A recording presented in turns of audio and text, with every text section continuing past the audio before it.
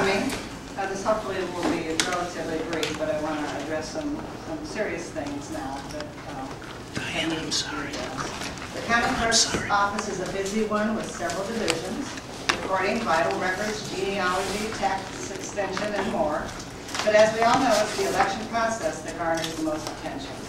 What specifically has brought me to have this press conference today are several disturbingly false statements from my opponent that I feel must be addressed so that not even one voter feels disenfranchised or afraid of our election process here in McLean County.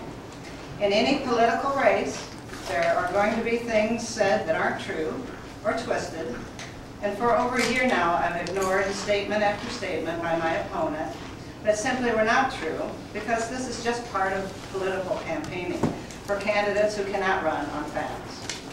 However, the comments by my opponent must be addressed now because they have been published nationally in the Huffington Post and question the very integrity of McLean County elections.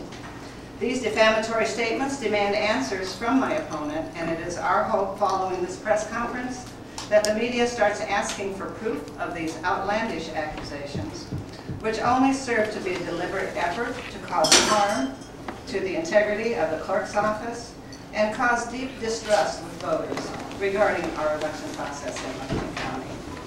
This from the Huffington Post, August 31st, and it's online.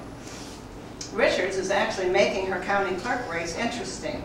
She's been raising concerns about the current clerk's unethical decision to remove polling places in two largely minority and low-income neighborhoods. There isn't a bus line in those neighborhoods either, she said, which means it will be a lot more difficult for people there to vote. There's a history in this office of voter suppression, says Richards. There is nothing in this statement that is true.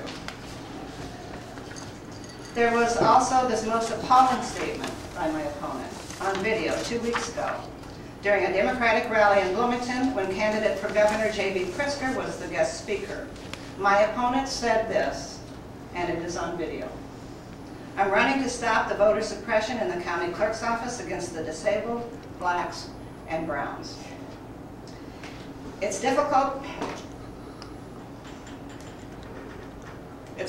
for me to even find words to respond to this.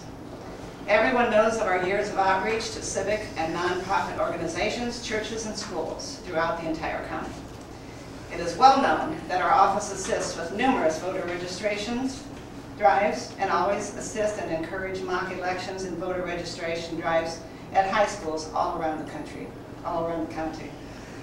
These types of deliberately false statements hurt the very voters my opponent professes to care about by attempting to make our citizens not trust the integrity of our voting process.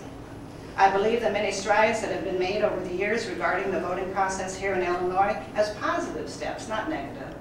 Remember when you cast your first vote years ago when it could only be cast on the second Tuesday of November? We now have 40 days of early voting. Any voter also has the opportunity to vote from home by requesting their ballot be mailed to them. Easy peasy, as someone recently stated. And as of 2016, a resident can walk in his or her polling place on election day and with proper ID can register to vote and vote. So let's do some fact checking on Nikita Richards' damaging statements. Voter suppression. This from the Huffington Post. Her quote, "There's a history in this office of voter suppression." There is no history of voter suppression in the McLean County Clerk's office. We are so very proud of our well-trained, honest, hardworking, ethical, Democratic, and Republican election judges at every polling place who return year after year to work with us. In their election judge binders, there is always a comment suggestion form which election judges complete and turn in with all their other forms at the end of each long election day. These can be submitted anonymously. There has never been a comment, not one, with a concern about our election process causing voter suppression, ever. Our office staff has never received a phone call following any election complaining about voter suppression, ever. We have never had a question from any media outlet about questions that they may have received about voter suppression, ever. There has never been an investigation by the Attorney General's office or the state's attorney's office, ever. There has never been a call from the McLean County Democratic Party leadership in our last 8 years in office, or the Republican Party leadership, or the Libertarian Party leadership for any kind of investigation of any voter suppression, ever. And my opponent's comments about student voter suppression on video, and I've linked to all these videos. This was videotaped earlier this summer. On July 28th of this year, my opponent stated, and I quote, "College students had their basic civil rights taken from them, that right to vote, those individuals who were being turned away at the polls, and we ran out of Democratic ballots." In your packet, you will find a summary along with the full minutes of the Finance Committees from several meetings in 2015 and 2016. As you review the information, please note who are members of that committee. And a very important story that was missed by the media at that time was the fact that I anticipated the long lines were going to be a concern because of the new same-day law. And I asked in 2015 for more funds, for more election equipment, and for more election judges. I was denied that request with a statement of, let's see, and not meant to have any ill effect by the statement, but it was, let's see how the primary plays out. Well, we all saw how it played out. My next request following the 2016 primary for more funds was granted unanimously. Regarding the 2016 primary, a Democratic election judge at Bone Student Center stated they did not suppress any votes, and there were always Democratic and Republican ballots. No one was turned away. No one. Another person stated there was no ballot shortage. Almost a year and a half later, these falsehoods continue to be perpetuated. The current McLean County Democratic chair knows these statements are blatantly false and yet continues to enable this narrative. The next outrageous statement from my opponent, changing of polling places unethical. This too from the Huffington Post. Current clerk's unethical decision to remove polling places in two largely minority and low-income neighborhoods. There isn't a bus line in those neighborhoods either, she said, which means it will be a lot more difficult for people there to vote. This statement shows a complete lack of understanding of the county clerk's office. This statement makes it seem that I closed down polling places without offering other locations, thus depriving voters in that area. We have never closed down a polling place without having a nearby location to become the new polling place. A clerk cannot change a polling place location without approval from the county board. There are bus lines in all our polling place neighborhoods. The most recent polling place locations needing to be changed, as most of you know, were Normal West High School and Parkside Junior High at their request, for security and safety reasons. The voters affected were sent new cards by law and a letter with details of the reason and information about their new location, Heartland Community College, who were thrilled to have the voters, and they are on a bus line. The third polling place location was closed and taken over by a bank. The bank representative indicated they could not have the building ready to be a polling place for the next election. We followed all legal procedures and sent new voter cards to the voters in that area with a letter indicating their new location, just 2/10 of a mile away at First Assembly of God Church.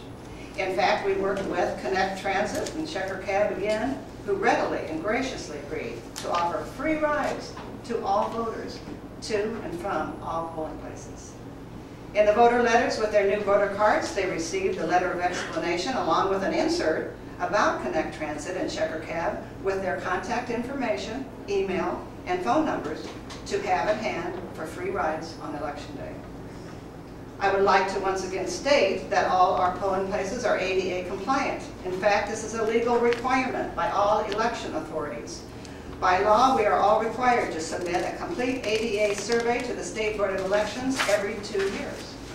Every election authority is obliged by law to do this. And the next item, the county clerk should not count her own votes.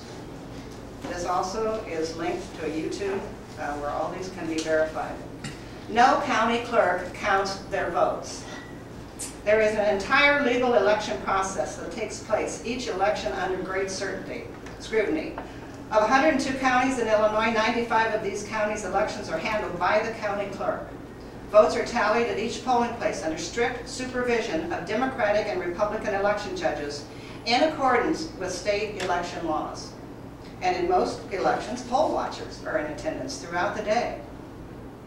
Votes are secured and returned by 2 election judges, a Democrat and a Republican. The memory cards, where the votes are handed off to our election vendor, again, under the watchful eye of Democratic and Republican judges. The county clerk is not involved in this process. The memory cards are then inserted into the tabulators, and those results immediately go to the website as each memory card is processed. And my opponent's suggestion of bilingual judges, staff, and office forms. This also on a YouTube video. Ms. Richards says she will make sure there are bilingual election judges and staff, and that all office forms will be available in English and Spanish. We provide bilingual election judges when the need requires by request of the other election judges serving that area. One of our staff members speaks fluent Spanish. Another has her master's degree in foreign languages and speaks 4 languages. We recommended a site to our IT department over a year ago, which provides a drop-down box for viewers to our website to click on, and this provides translations in every language in the world. IT made this available to every McLean County government because they thought it was such a good idea following our recommendations. So in conclusion, I will always take pride in how far we have advanced as a county by addressing the facts and the outstanding record and reputation of not only the county clerk's office, but of our entire county, one of, if not the, greatest and respected counties in the state of Illinois. We will immediately now address all further deliberate and damaging misrepresentations about our office that may hurt our citizens and our sacred election process. We have established a reputation by building voter confidence, not working to undermine it. These are my opponent's most egregiously indefensible false statements, and I ask today for Ms. Richards to retract these statements and apologize to the voters of McLean County. Thank you very much for coming, and good night.